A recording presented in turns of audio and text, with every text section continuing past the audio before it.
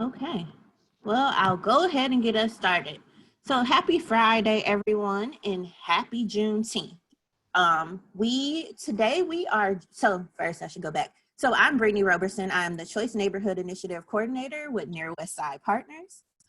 Thank you for tuning in into our Friday webinar series. Today we are joined by two different organizations. So one, we will hear from City on the Hill. Our second guest is the Housing Authority of the City of Milwaukee. And so we are going to go ahead and get right on into this. So I'll start us with our presentation.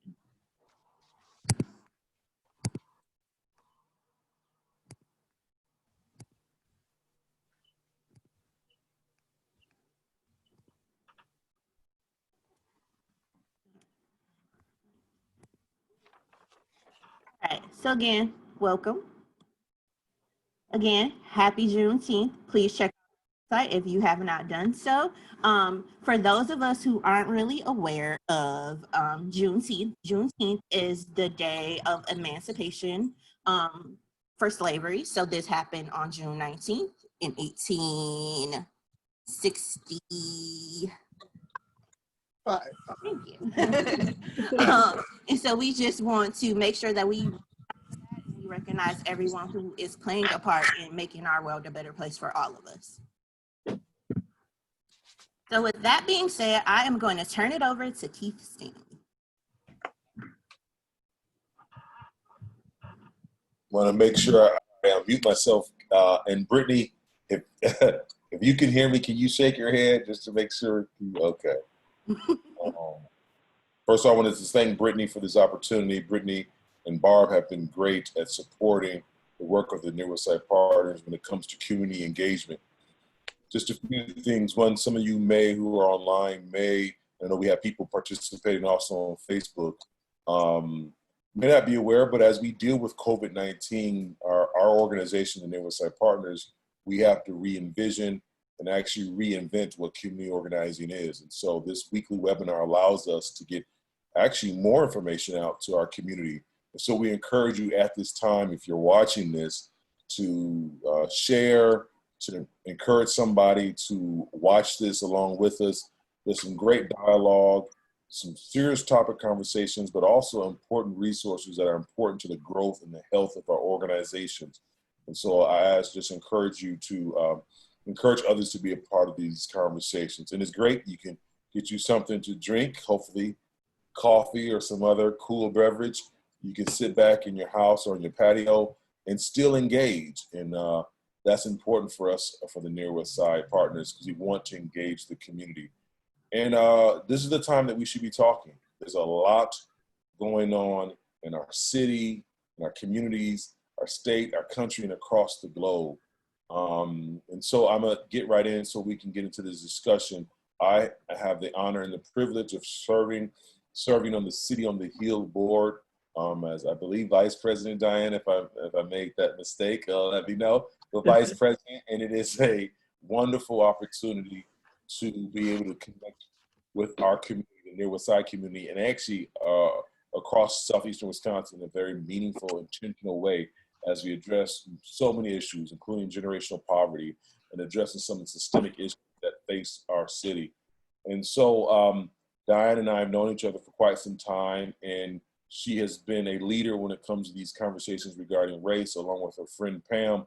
And I just thought this would be a great time to really tap Diane and Pam to have, I would say, a relatively brief conversation, because there's so much we can talk about. There is so much we can talk about when it comes to race and class and poverty, and what that means for communities of color and what that means for our country in general. But I think there's some great dialogue and some great studies and some great research that Pam and Diane have put together that allows us to come at this in a very intentional, respectful way. And so with that said, I just want to tee that up. And once again, I encourage you to get others to join us. We have a function, a Q&A function, a chat function. You can ask questions, you can engage. And I also want to say a part of this conversation, and once again, thank you, Barb and Brittany, is that we are trying to spend $950,000 to improve our community. And I encourage people to continue to be involved in that conversation. This is not a Near West Side Partners thing. This is a Near West Side thing. And Brittany and Barb and our team have done a great job with trying to pull together residents. I tell people all the time, the most difficult job, one of the most difficult jobs to have outside of being a teacher, being a cop, as some people will say at some time, and being a DNS inspector, is trying to organize the community to come together on the same agenda. And so I encourage you once again to please work with Brittany and work with Barb as we try to figure out, we've been awarded a grant. Let's work together as a community so it impacts us. So with that said, I'm gonna turn it over back to Brittany so Brittany can really lead and moderate the conversation. I will get off screen and allow the professionals to do what they do. I wanna say thank you to Pam, thank you to Diane, thank you to Barb and Brittany for pulling us together. And let's have a conversation. Thanks, Keith. All right, so we'll get right on into it. So to start off, would you all like to give, for those of us who may not know, just give us some insight into City on a Hill? Sure, I can do that. City on a Hill is located in what used to be the Good Samaritan Hospital at 23rd and Kilbourne. And so we acquired a big portion of that campus, and we are there working on three things. We're meeting basic needs of adults in our neighborhood, health needs primarily, and then we are working with young people, lots of young people, to help them break the cycle of generational poverty in their lives and really thrive as young adults. And then we do things like this. We do training to help the wider community understand what's the cause underneath the poverty and what role does race play and how can we learn to be part of the solution in the wider community. So that's what we do. Thank you for giving us that background. One of the things I realized I forgot to do during housekeeping time is to mention, if you have questions, which I feel like this is going to be a really good conversation, so you should have questions. There is a chat feature. Go ahead and drop your questions into the chat feature. And after we are done with the presentation, we will go back and get your questions answered for you. Okay? All right. So our first question is, can you tell us about the removing racial residue training that City on the Hill has started? Sure. I'll begin and then my colleague Pam can piggyback on it. She and I worked to develop this training back in 2007. So long before people were as focused on the issue as they are today, about 13 years ago.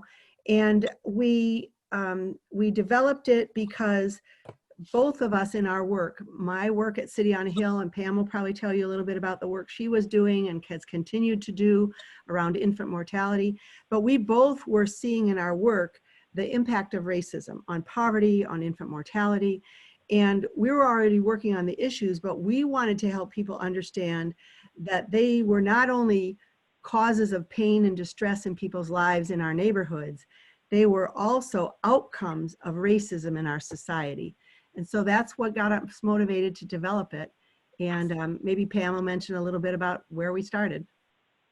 Yes, so I go back to 06 through 08 that I joined Diane and the staff of City on a Hill, and I believe it was 2007.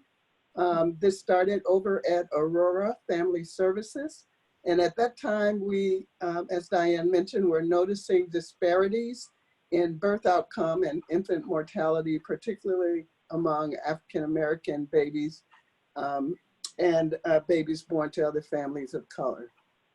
And so in an effort to try to explore and address some of the underlying causes and the impact of poverty and racism and social conditions as well, my work, I don't want to get too confused, but I just recently completed a 8-year jaunt with a infant mortality project in the 4 Southeast Wisconsin communities that looked at multiple causes and influences that impact disparities among Black and brown babies that are born and that fail to thrive and die before their first birthday.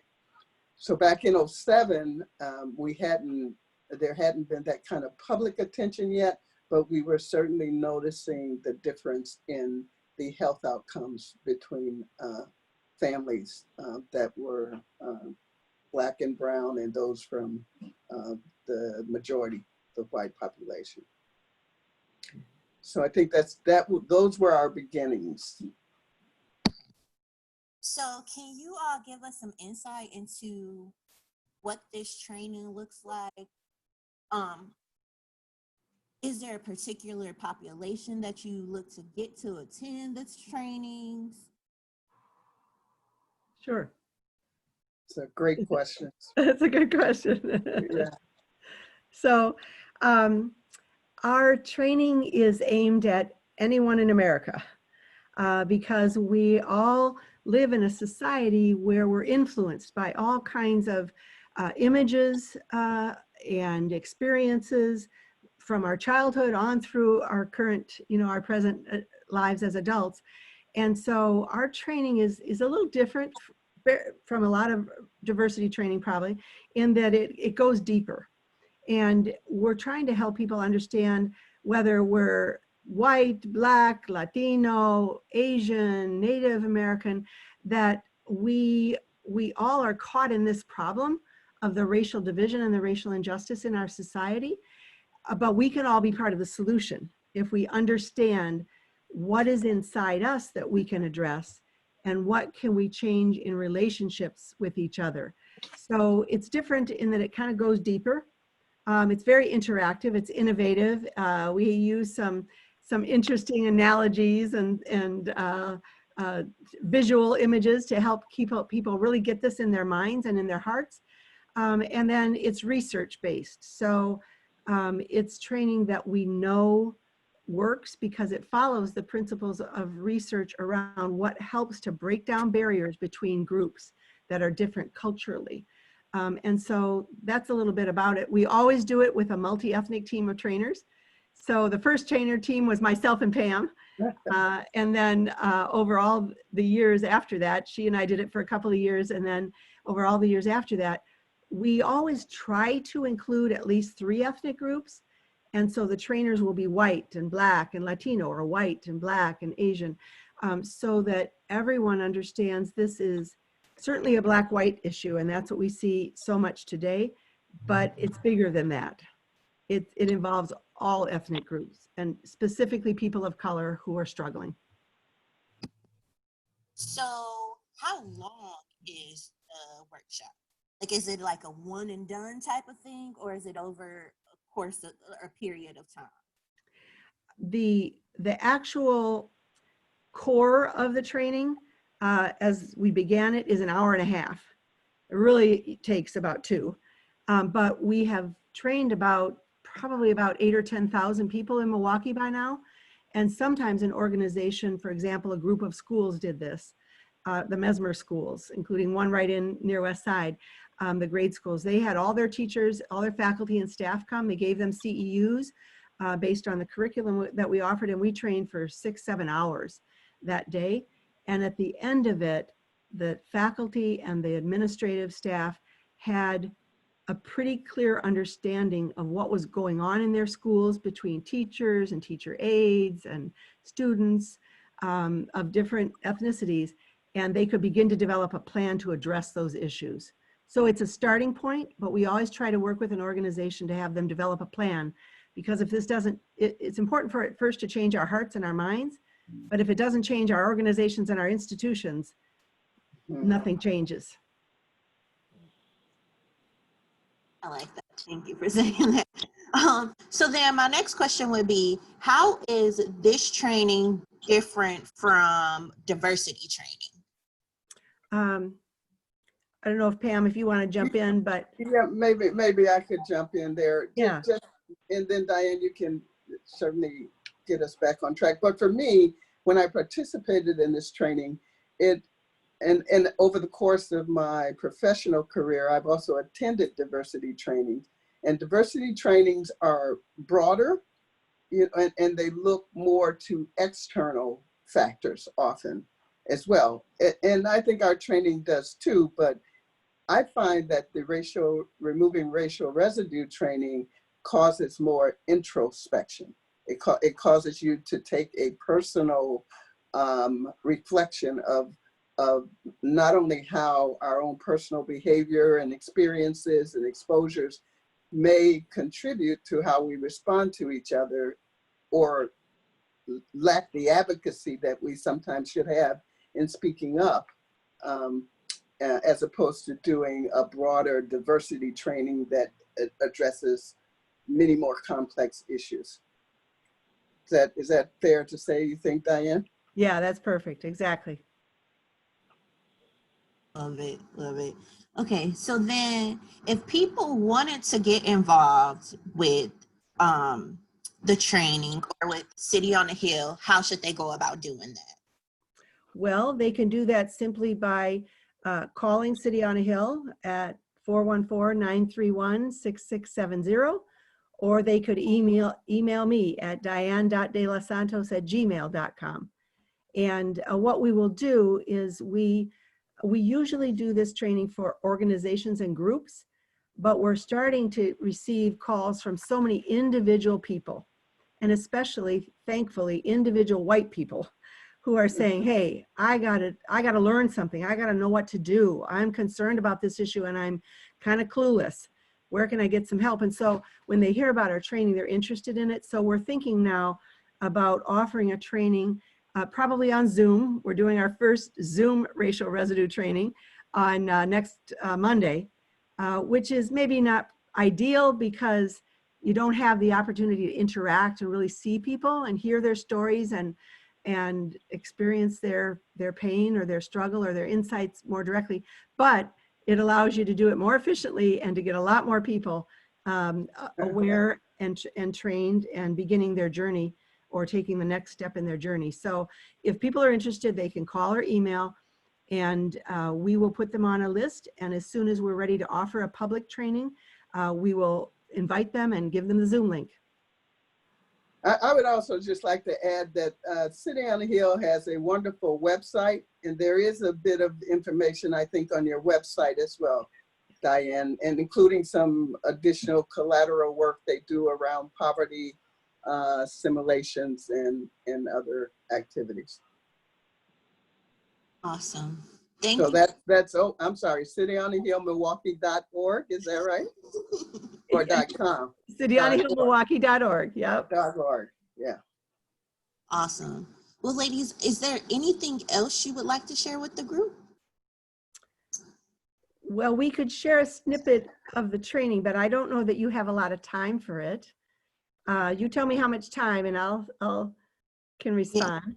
We have about is it longer than 2 minutes? Okay, well, if it's 2 minutes, then I'll have to do it this way.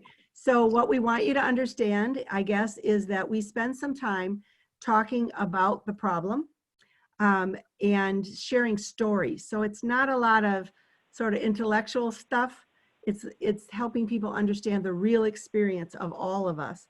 And so we talk about this residue, and we talk about the problem, the issue, through stories told by people of color and white people. And then we spend some time on really, really practical solutions, like something you can walk out of your office or your house today and implement today that will help reduce residue in yourself and reduce residue or the effects, the pain, what stays with you when you're a person of color and you experience this over a lifetime. So it's very, very practical and very simple steps you can take so that you can begin to listen and learn. You can begin to see what's really going on, and you can begin to speak up on the issue, and then you can know what action you can take, from very small things to very involvement in very systemic issues.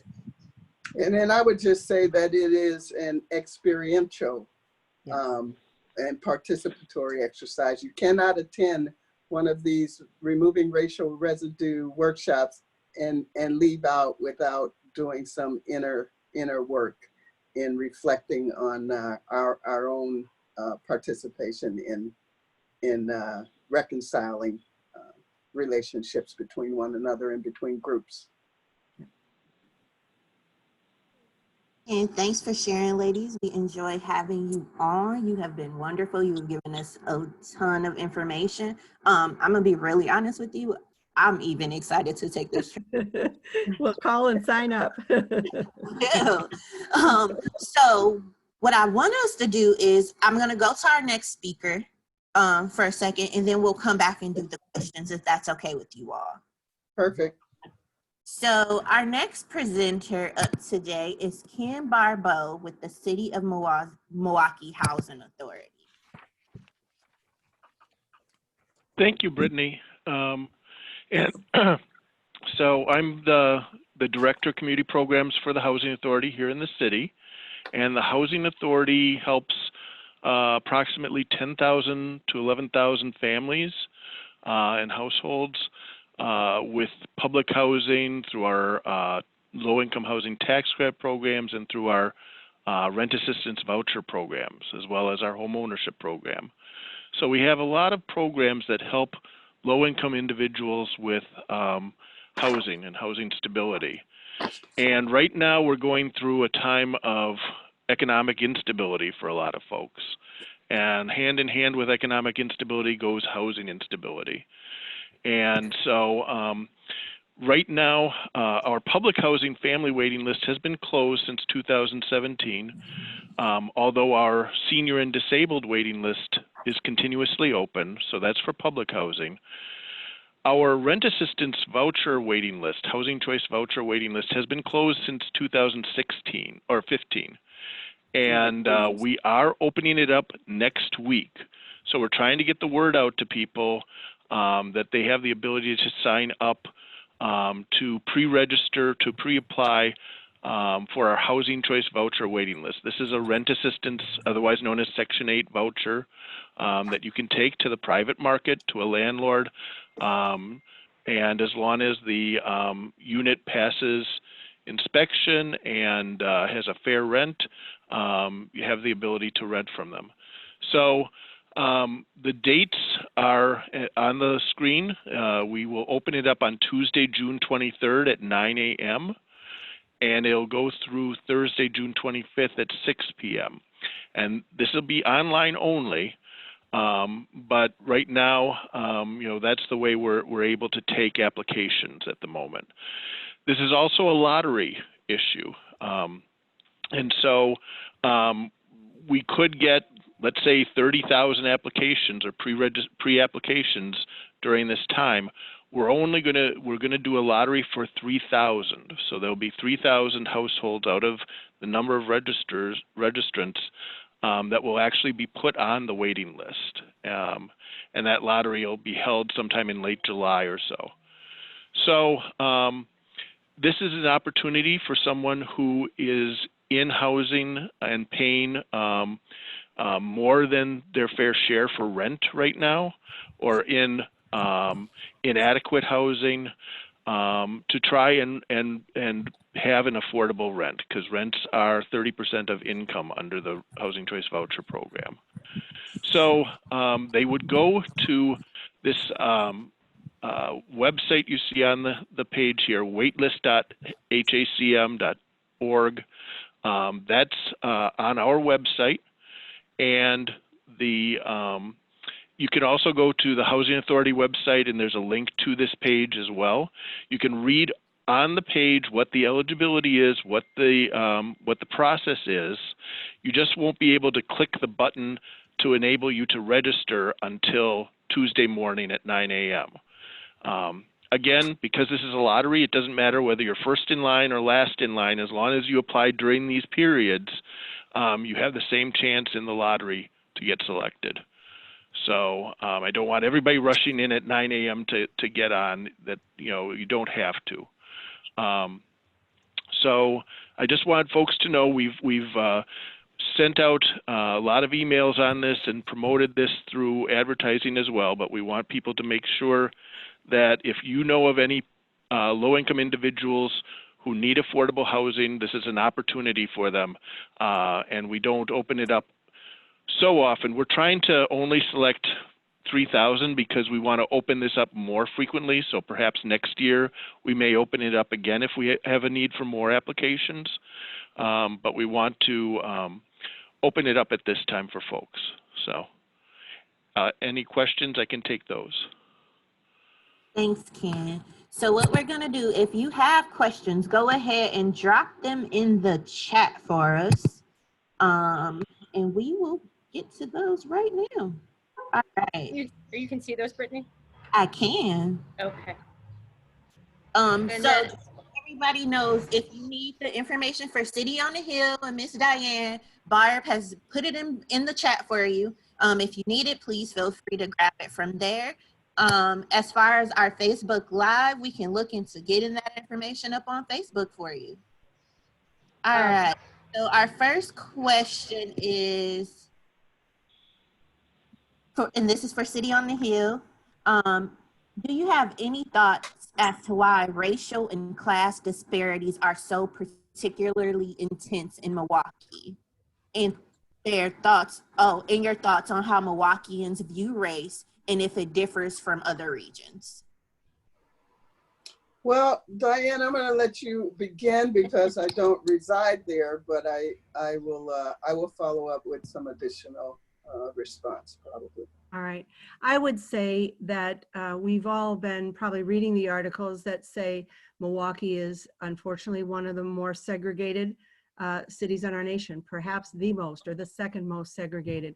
And I think that contributes greatly to the problem, because when you don't have relationships with people cross-culturally, you're left to make your decisions or your assessments of people of different ethnicities based on what you see in the media or what you learned as a child, or some random unfavorable experience you had cross-culturally as a younger person or in your life. And so it's really important for us to have relationships cross-culturally. That's one of the ways that we help solve this problem, because then we experience each other's humanity. We experience all the beautiful, wonderful qualities of each other, and it breaks down our prejudices. So when housing is so segregated as it is in Milwaukee, between wealth and poverty, and certainly between different ethnic groups, that really helps feed the problem and make it just exacerbated in a city like Milwaukee. I think that's a big reason. Yes, and I would agree with that. I had some thoughts around those same issues. Geographically, with Milwaukee, tends to have these enclaves of poverty and kind of homogeneous areas that don't have a lot of economic resourcefulness, and the housing not only is segregated, the housing quality, which tends to attract families that can only afford the lower incomes that you find in those areas. And then it's just more of a concentrated mix, and which then attracts, the kinds of diverse social kind of, the crime, the, lack of resources, food deserts, all of those things that come with when your cities are segregated in that manner. That and intensity, I think Milwaukee's had its share of conflict between the police and the community, and you put all of that together and it just makes for a very volatile mix in the city. Mm-hmm.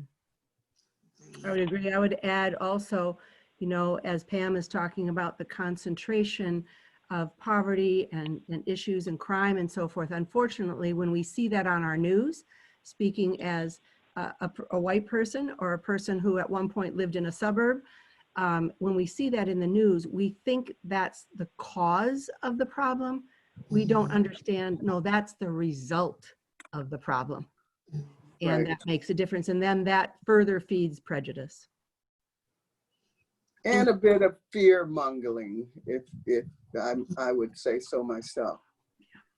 Yeah, I think it's really important that you all brought that up, because like as a woman of color, with everything that's been going on, I find myself kind of like sometimes struggling to understand all points. And I think it's important because you can't educate people if you don't know you know, what their thought process is around something. Right.